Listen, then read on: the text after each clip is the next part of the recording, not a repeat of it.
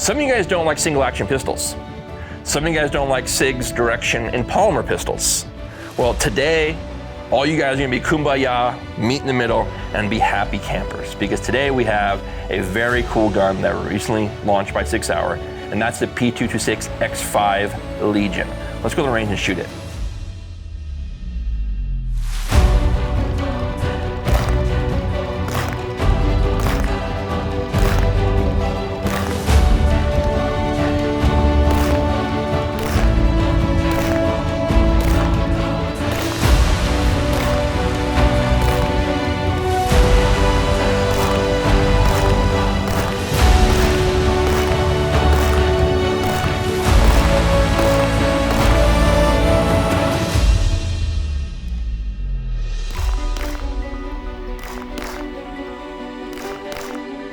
All right, you guys, so this is a pretty badass pistol. This is one of Sig's latest Legion launches, and this is the P226 X-5 Legion. It is a variant of this bad boy here, and we're gonna talk more about this at a later date. But this one here is a super awesome pistol.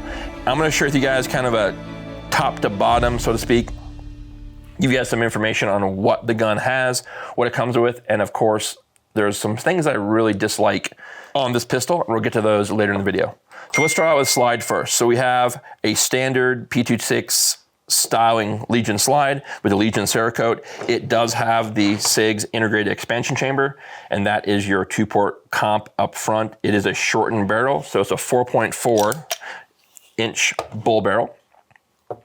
As I mentioned, the Sig expansion chamber there. So when the slide does close, you'll notice it's pretty short right here, right? And it's a pretty stout barrel. So when you close the slide, the barrel is recessed. And of course, that makes the expansion chamber work. The expansion chamber works very, very well. This concept on the P320 AXG Legion is awesome. We have a video on that, but it really does control recoil, and I'm very impressed with how this performs. It has the Sig X-ray night sights, but you notice there's not one in the rear, and we're gonna discuss that as well in a minute.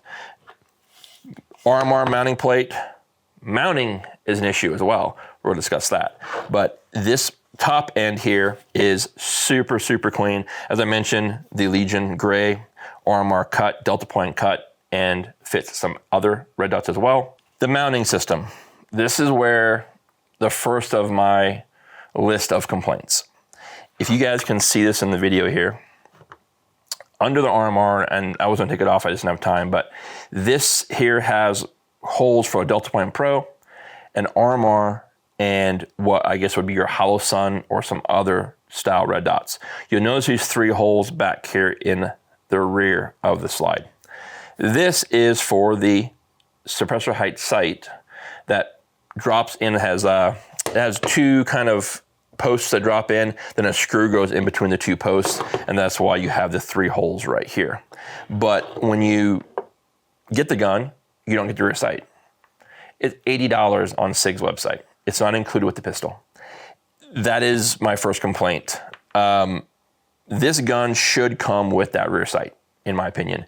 It comes with a raised Sig X-ray suppressor height sight, so therefore it needs a matching sight. Well, on the website at Sig, you can order this rear sight. Of course, it's been out of stock for a while now. Or you can order a full replacement set. And I am assuming that the replacement set is so that you could run suppressor height sights on the other guns that don't have the suppressor height sights. That is an issue because when you get the pistol, it simply should come with the rear sight. That's just because it's proprietary to the gun. You're not gonna put something else on the pistol. So that's my first complaint in regards to the iron sights. The other complaint is the mounting system. The holes for the RMR are proprietary to a Sig thread pitch. I had to buy a Sig mounting plate with Sig mounting screws, and then a CNH plate with CNH mounting screws, and then use the CNH plate because it had the filler right here up front in front of the RMR. The little lip that fills that gap right there. And then I had to use the screws from Sig's mounting plate to mount the RMR to the CNH plate into the pistol. That was just a big pain in the ass. trying to figure that out. Not much information on that online, and that is another thing. Why not just include mounting screws if you have made a different thread pitch? Again, just things to make it easier for the consumer when they get the gun out the gate. So if you guys are looking to buy one of these, go on Sig's website, order the mounting plate and the screws, and you'll be good to go there. I don't even know if there's different mounting screws for a Delta Point, but I do know that RMR screws, the mounting kit that they have on there, you can use that one, you're good to go there. So, but I did mount RMR, as I mentioned earlier, front sight. You could probably not use this, but I just hate how it looks. The exposed holes with this weird negative space there. I really wish the rear sight came with the pistol. Let's move on to the frame. This is where, well, the frame and the trigger is where this gun really shines, but let's talk about the frame first. This frame fits my hand very, very well. The ergonomics of the tungsten infused grip panels, super, super clean. I really like how this fits. I like the swooped undercut right here, the kind of recessed channel for the magazine release. You'll notice, I don't know if you can see on the camera, but the magazine release is swooped forward, so it's very easy to get to reset magazine. The jet funnel on the pistol here is super clean, very well done. I mean, you literally just, you can't miss dropping this mag in here. No matter where you go, the mag is going every time. It's just a very well executed design of that. The undercut is very nice for my hands. I got that gnarly Glock knuckle, so it's a perfect fitment down there. And of course, the ambi safeties work very, very well. The one thing that I probably, and this is you can swap out, I don't know if I really need the thumb rest. I know the thumb rest is kind of a hot thing right now, adding to your guns. It is a widget, right? And some folks like it, some don't. If you didn't have super long fingers, you may not get there. Like if you really mate these two hands together to keep them tight, I barely get there. So if I really use a thumb rest as it's meant and designed, I end up getting some separation between my grip at the rear of my hands. So I don't really need this. It's one of those things I could probably swap out. It's part of the takedown with the takedown pin right here. Again, it's just one of those things that I don't know if I really need to have. I prefer to have a little tighter grip back here. So as you can see right here, I'm barely on the face of the gas pedal. If I want to use it 100%, I have to kind of slide my hands forward. And again, I get some gap back in behind the two palms towards the bottom here. So that's something there. Lefties, I could see this being an issue because now, you know, it's just something that you kind of really can fall into the trigger. So that's a concern there. And then of course, if you are one of those guys who starts and racks the slide from the front, you know, it does come across the palm of the hand. So again, the gas pedal is something that I think you could probably do without. It comes on the gun, not a big deal there.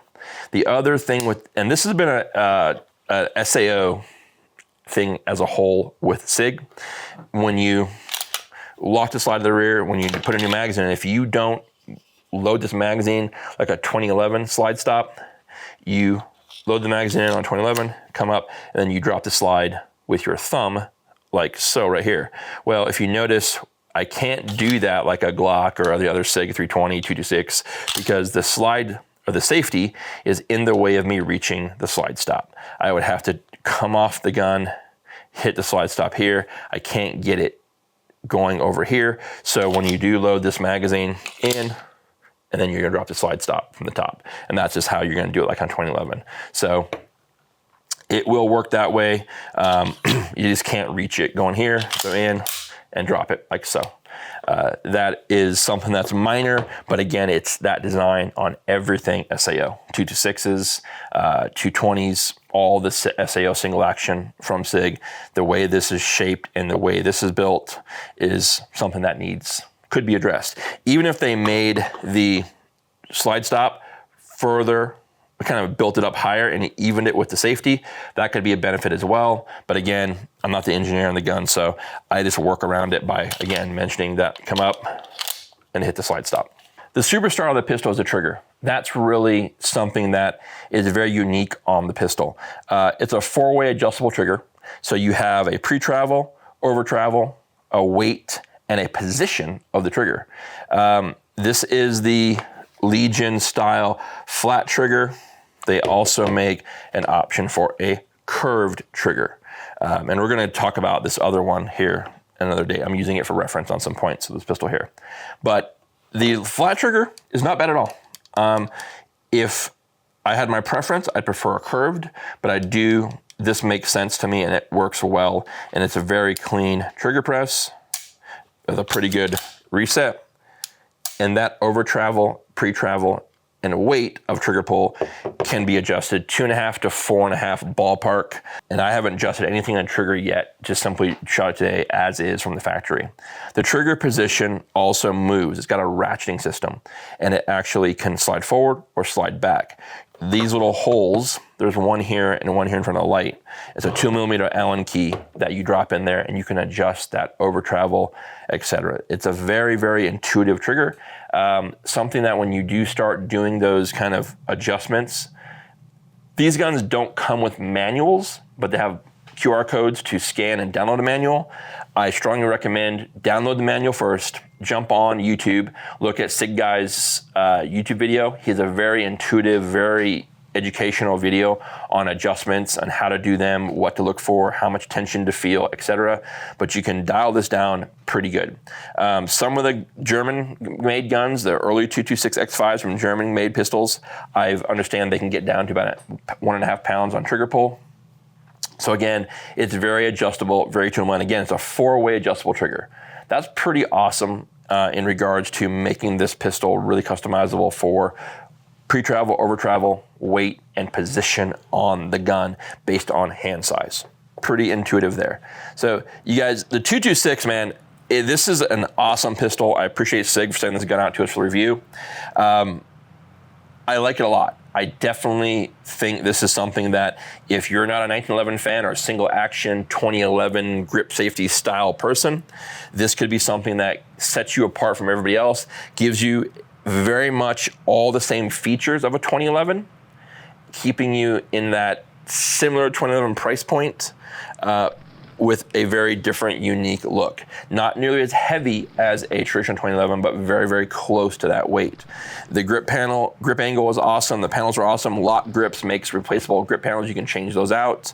You don't really need to do anything else to this gun other than strap a dot on it, order your rear sight, as I mentioned, and understand that you're gonna have to do a little bit of a research on how to get the red dots mounted. But as I mentioned before, if you order one of these at your local gun shop, order the RMR mounting plate, get those factory screws.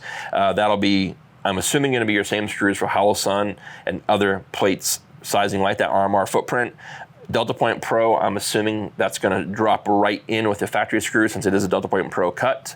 The other Romeo X Pro, the sights are too tall for that red dot. So you're gonna be using like Romeo 1s, Romeo 2s, Acros, RMRs, etc. But the Romeo X Pro that we did a review on recently will not work on this particular one due to the height of the sights, but it would definitely work on the competition model with the standard fiber optic front sight. So Sig did send both these out to us, so we're excited to get this other one on the channel here shortly. And then when we get them both filmed up, we'll do a final video, a comparison, and then we'll throw on a 2011 and do some head-to-head stuff as well. I think that'll be something where Christian and I do another video where he gets the 2011, I'll shoot the Sig, and then we'll flip-flop and kind of get some pros and cons that way to compare what would be essentially a hybrid 2011 pistol. That's all I got for you guys today. If you've made it this far in the video, we appreciate the support. Like, share, comment, subscribe. It'll notify you in the next video we upload. Take care. Have a great day. Be well.